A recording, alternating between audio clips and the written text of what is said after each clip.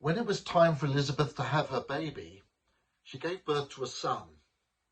Her neighbours and relatives heard that the Lord had shown her great mercy, and they shared her joy.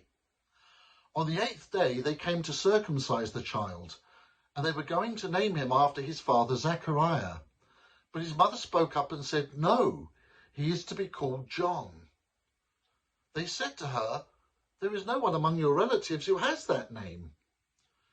Then they made signs to his father to find out what he would like to name his child. He asked for a writing tablet, and to everyone's astonishment he wrote, "His name is John."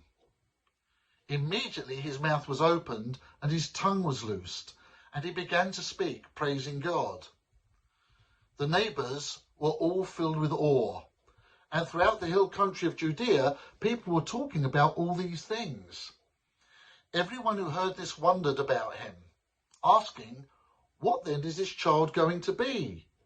For the Lord's hand was with him. His father Zechariah was filled with the Holy Spirit and prophesied, "Praise be to the Lord, the God of Israel, because he has come and has redeemed his people. He has raised up a strong horn of salvation for us in the house of his servant David, as he said through his holy prophets long ago.